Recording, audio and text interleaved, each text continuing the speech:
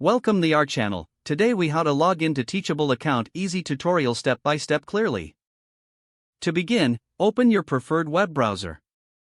Once the Teachable homepage loads, locate the login button at the top right corner of the screen. Click on the login button. You will be redirected to the login page. Here, enter the email address associated with your Teachable account. Next, type in your password in the designated field. If you want the system to remember your login details, check the box that says Remember Me.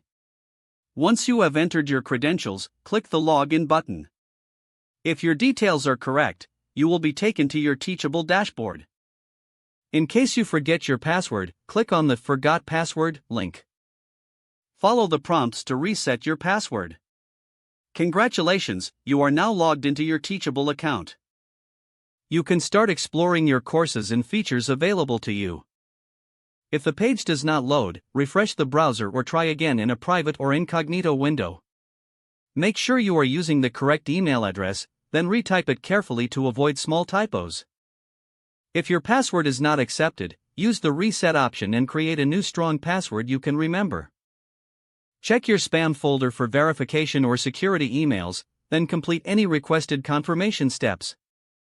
Enable two-factor authentication if available to improve account security and reduce unauthorized access risk. After signing in, review your profile details so your contact information and settings are accurate and current.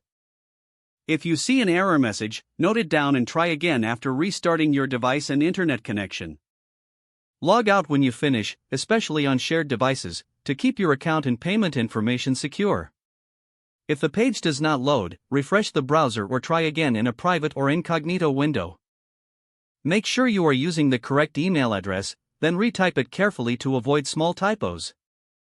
If your password is not accepted, use the reset option and create a new strong password you can remember. Check your spam folder for verification or security emails, then complete any requested confirmation steps.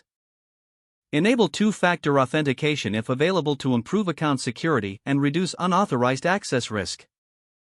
After signing in, review your profile details so your contact information and settings are accurate and current. If you see an error message, note it down and try again after restarting your device and internet connection. Don't forget to like this video and subscribe to our channel for more step-by-step tech guides.